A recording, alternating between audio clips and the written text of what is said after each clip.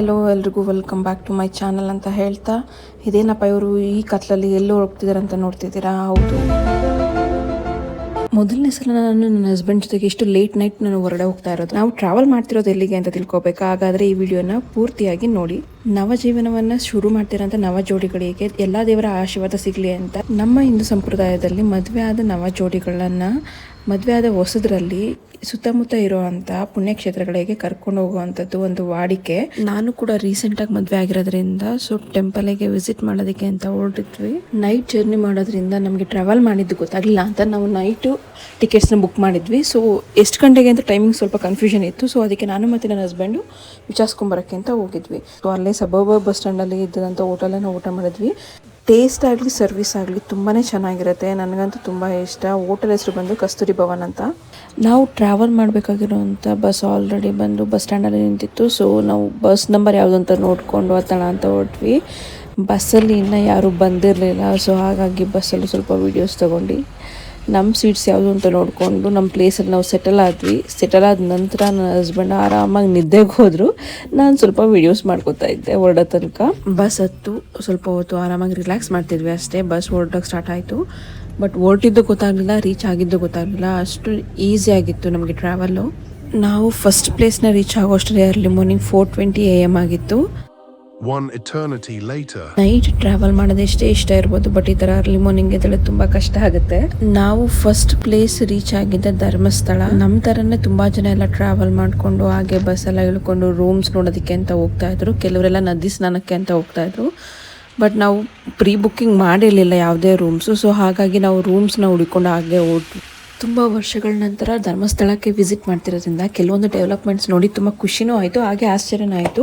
ಇಷ್ಟೊಂದು ವರ್ಷ ಆದಮೇಲೆ ನಾವು ಧರ್ಮಸ್ಥಳಕ್ಕೆ ಕಾಲಿಡ್ತಿದ್ದೀವ ಅಂತ. ನಮಗೆ ಟೆಂಪಲ್ ಓಪನ್ ಆಗೋದು 6 ಗಂಟೆಗೆ. ಸೊ ನಾವು ಅಷ್ಟರಲ್ಲಿ ರೂಮ್ ತೊಗೊಂಡು ಫ್ರೆಶ್ ಅಪ್ ಆಗಿ ರೆಡಿಯಾಗಿ ಬರೋಣ ಅಂತ ಅಂದ್ಕೊಂಡು ಹೊರಟ್ವಿ.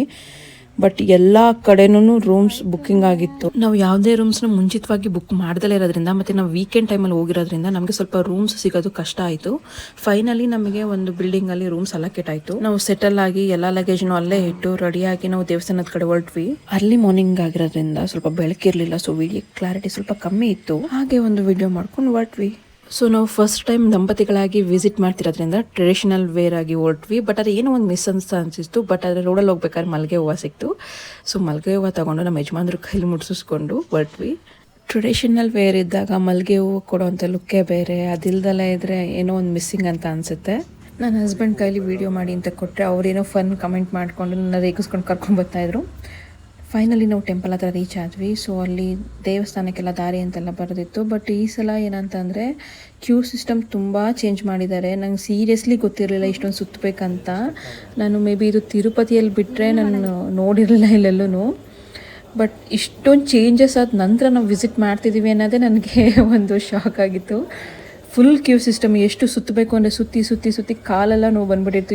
ಯಾವಾಗಪ್ಪ ನಾವು ದೇವ್ರ ದರ್ಶನ ಮಾಡ್ತೀವಿ ಅನ್ನೋಷ್ಟು ನನಗೆ ಇದಾಗಿತ್ತು. ಬಟ್ ಫೈನಲಿ ತುಂಬ ರೌಂಡ್ಸ್ಗಳಾದ ನಂತರ ಇನ್ನೇನೋ ನಿಯರ್ ಬೈ ದೇವಸ್ಥಾನ ಹತ್ರ ಬಂದ್ವಿ. ಇಲ್ಲಿ ಯಾವ ಥರ ಕ್ಯೂ ಸಿಸ್ಟಮ್ ಮಾಡಿದ್ದಾರೆ ಅಂದರೆ ಲೈಕ್ ಈಗ ತಿರುಪತಿಲೆಲ್ಲ ಒಂದು ರೂಮ್ಸಲ್ಲಿ ಸ್ವಲ್ಪ ಜನನ ಲೈಕ್ ಲಾಕ್ ಮಾಡ್ತಿದ್ರಲ್ಲ, ಆ ಥರನೂ ಕೂಡ ಇಲ್ಲಿ ಮಾಡಿದ್ದಾರೆ.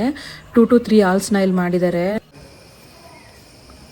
ನೋಡಿ ಫ್ರೆಂಡ್ಸ್, ನಾವು ಹೋಗ್ತಾ ಇದ್ದೀವಿ 1 ಕಿಲೋಮೀಟ್ರ್ ನಡ್ಕೊಂಬಂದು ಇನ್ನೂ ಕ್ಯೂ ಸಾಕ್ತಾನೇ ಇದೆ.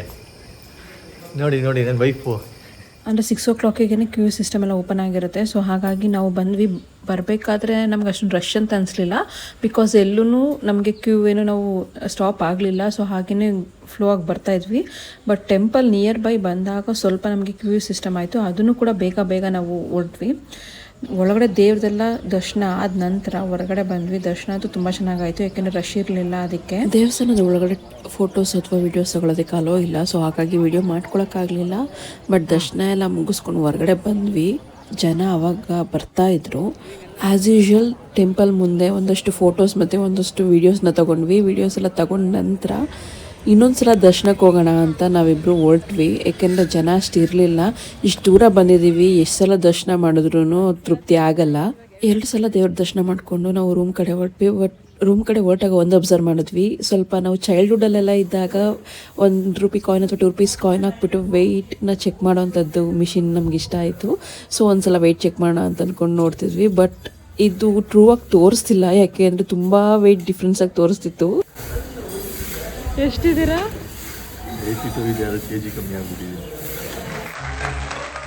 ನೀಟಾಗೆಲ್ಲ ಪ್ಯಾಕಪ್ ಮಾಡಿಕೊಂಡು ಸ್ವಲ್ಪ ಫ್ರೆಶ್ ಅಪ್ ಆಗಿ ಬ್ರೇಕ್ಫಾಸ್ಟ್ ಮಾಡೋಣ ಅಂತ ಹೋದ್ವಿ. ಅಲ್ಲೇ ನಿಯರ್ ಬೈ ಇದ್ದಂಥ ಹೋಟ್ಲಿಗೆ ಹೋಗ್ಬಿಟ್ಟು ತಿಂಡಿಯನ್ನು ಮಾಡಿದ್ವಿ. ತಿಂಡಿಯನ್ನು ಮಾಡಿ ನಾವು ನೆಕ್ಸ್ಟ್ ಸೆಕೆಂಡ್ ಪ್ಲೇಸಿಗೆ ಹೊರಟ್ವಿ. ಧರ್ಮಸ್ಥಳದಲ್ಲಿ ದರ್ಶನ ಎಲ್ಲ ಮುಗಿದ ನಂತರ ನಾವು ಕುಕ್ಕೆ ಸುಬ್ರಹ್ಮಣ್ಯ ಕಡೆ ಹೊರಟ್ವಿ. ಬಟ್ ಕುಕ್ಕೆ ಸುಬ್ರಹ್ಮಣ್ಯಕ್ಕೆ ನಾವು ಇಲ್ಲಿಂದ ಯಾವುದೇ ರೀತಿ ಟಿಕೆಟ್ಸ್ನ ಬುಕ್ ಮಾಡಿರಲಿಲ್ಲ. ಸೊ ಹಾಗಾಗಿ ಬಸ್ ಸ್ಟ್ಯಾಂಡ್ ಕಡೆ ಹೊರಟ್ವಿ. ಯಾಕೆಂದರೆ ಧರ್ಮಸ್ಥಳದಿಂದ ಕುಕ್ಕೆ ಸುಬ್ರಹ್ಮಣ್ಯಕ್ಕೆ ತುಂಬ ಬಸ್ಸಸ್ ಹೋಗ್ತಾನೆ ಇರುತ್ತೆ. ಅಲ್ಲಿಂದ ನಮಗೆ ಟ್ರಾವೆಲ್ ಮಾಡೋದು ಕೂಡ ಗೊತ್ತಾಗಲ್ಲ. ಮೇ ಬಿ 1 to 2 hours ಇರುತ್ತೆ. ಕುಕ್ಕೆ ಸುಬ್ರಹ್ಮಣ್ಯಕ್ಕೆ ಬಂದು ರೀಚ್ ಆದ್ವಿ. ಸೊ ಟೆಂಪಲ್ ಕಡೆ ಹೊರಟ್ವಿ. ಬಟ್ ಆ ಗೋಪುರ ಮತ್ತು ಇಂದ ಬ್ಯಾಕ್ಗ್ರೌಂಡಲ್ಲಿ ಇದ್ದಂಥ ನೇಚರ್ ನೋಡಿ ತುಂಬಾ ಖುಷಿ ಆಗ್ತಿತ್ತು ಅಲ್ಲಿಗೆ ಹೋಗಿ ವಿಸಿಟ್ ಮಾಡೋದಕ್ಕೆ. ಇಲ್ಲೂ ಕೂಡ ಸಾಕಷ್ಟು ಬದಲಾವಣೆಗಳಾಗಿತ್ತು, ಅಂದರೆ ಚೆನ್ನಾಗಿ ಡೆವಲಪ್ಮೆಂಟ್ಗಳಾಗ್ತಿದ್ದಾವೆ. ಇಲ್ಲಿ ಇನ್ನೊಂದು ಖುಷಿ ಏನಂತಂದರೆ, ಈಗ ಅಕಸ್ಮಾತಾಗಿ ನೀವು ಲಗೇಜಸ್ ಇರುತ್ತೆ, ರೂಮ್ಸ್ಗಳು ಮಾಡಿಲ್ಲ ಅಂದ್ರೂ ಟೆಂಪಲ್ ಹತ್ರ ಉಚಿತವಾಗಿ ನಿಮ್ಮ ಲಗೇಜಸ್ನ ಮತ್ತು ನಿಮ್ಮ ಸ್ಲಿಪ್ಪರ್ಸ್ನಾಗಿರ್ಬೋದು ಅಲ್ಲಿ ನೀವು ಇಡ್ಬೋದು. ಟೆಂಪಲ್ಗೆ ಅಟ್ಯಾಚ್ ಆದಾಗೆ ಇಲ್ಲಿ ಒಂದು ಸಭಾಂಗಣ ಇದೆ. ಇಲ್ಲಿ ಕಾರ್ಯಕ್ರಮಗಳು ನಡೀತಾನೆ ಇರುತ್ತೆ ವಿಶೇಷವಾದ ದಿನಗಳಲ್ಲಿ. ಹಾಗೆ ಕೂಡ ಇಲ್ಲಿ ನೀವು ಸ್ವಲ್ಪ ರೆಸ್ಟ್ ಕೂಡ ಮಾಡೋದಕ್ಕೆ ಅವಕಾಶ ಕೂಡ ಕೊಡ್ತಾರೆ.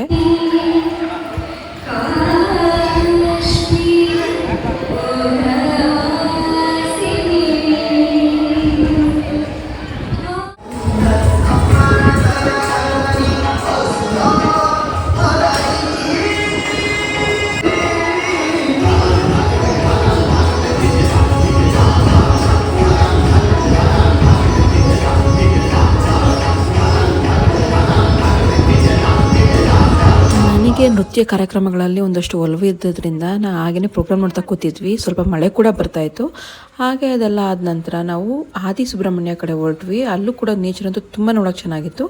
ನೇಚರ್ ವ್ಯೂನ ಸ್ವಲ್ಪ ಎಲ್ಲ ಎಂಜಾಯ್ ಮಾಡಿಕೊಂಡು ಹಾಗೆ ಹೊರಟ್ವಿ. ಇಲ್ಲೂ ಕೂಡ ಸ್ವಲ್ಪ ಬಿಲ್ಡಿಂಗ್ ಕನ್ಸ್ಟ್ರಕ್ಷನ್ ಆಗ್ತಾಯಿತ್ತು ನಾನು ಒಂದ್ಸಲ ವಿಸಿಟ್ ಮಾಡಿದಾಗ.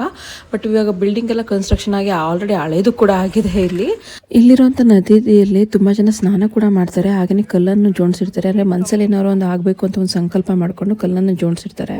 ಹಾಗೆ ಕೂಡ ನೇಚರ್ ಮಧ್ಯೆ ಟೈಮ್ ಸ್ಪೆಂಡ್ ಮಾಡೋದಕ್ಕೆ ಇಲ್ಲಿ ಪಾರ್ಕ್ ಥರ ಎಲ್ಲ ಮಾಡಿದ್ದಾರೆ. ಸೊ ನೀವು ಅದೆಲ್ಲ ಟೈಮ್ ಸ್ಪೆಂಡ್ ಮಾಡ್ಬೋದು. ಎಲ್ಲ ದೇವ್ರ ದರ್ಶನ ಆದ ನಂತರ ಊಟ ಸಮಯ ಆಗಿತ್ತು. ಸೊ ನಾವು ಸ್ವಲ್ಪ ಊಟ ಮಾಡಿಕೊಂಡು ಹಾಗೆಯೇ ನಾವು ಹೊರಡೋಣ ಅಂತ ಪ್ಲಾನ್ ಮಾಡ್ತಾ ಇದ್ವಿ. ಬಟ್ ಮಳೆ ಅಂತೂ ಸಿಕ್ಕಾಪಟ್ಟೆ ಜೋರಾಯಿತು. ಹಾಗೆ ಒಂದಷ್ಟು ಪರ್ಚೇಸಿಂಗ್ನ ಮಾಡಿಕೊಂಡು ಒಂದಷ್ಟು ಸೆಲ್ಫಿನ ತಗೊಂಡು ವಾಪಸ್ ಹೊರಡೋದಕ್ಕೆ ಅಂತ ಹೊರಟ್ವಿ. ನಾನು ನನ್ನ ಹಸ್ಬೆಂಡ್ ಈ ಜರ್ನಿನ ತುಂಬ ಎಂಜಾಯ್ ಮಾಡಿದ್ವಿ. ಹಾಗೆ ದೇವ್ರ ದರ್ಶನ ಚೆನ್ನಾಗಿ ಮಾಡಿದ್ವಿ. ನಮ್ಮಿಬ್ಬರಿಗೆ ಇದು ಒಂದೊಳ್ಳೆ ಬ್ಯೂಟಿಫುಲ್ ಮೆಮೊರಿ ಆಗಿತ್ತು. ಮಳೆ ಸ್ವಲ್ಪ ನಿಲ್ಲೋ ಥರ ಆದಮೇಲೆ ಹೊರಗಡೆ ಬಂದು ನಮ್ಮ ಜರ್ನಿಯನ್ನು ಮತ್ತೆ ನಮ್ಮ ಊರ ಕಡೆ ಸ್ಟಾರ್ಟ್ ಮಾಡಿದ್ವಿ. ನಿಮಗೆ ಈ ವ್ಲಾಗ್ ಇಷ್ಟ ಆಗಿದ್ರೆ ಪ್ಲೀಸ್ ಲೈಕ್ ಮಾಡಿ, ಸಬ್ಸ್ಕ್ರೈಬ್ ಮಾಡಿ. ಹಾಗೆ ಇನ್ನಷ್ಟು ವ್ಲಾಗ್ಗಳಿಗಾಗಿ ಬೆಲ್ ಐಕನ್ನ ಕ್ಲಿಕ್ ಮಾಡ್ಕೊಳ್ಳಿ.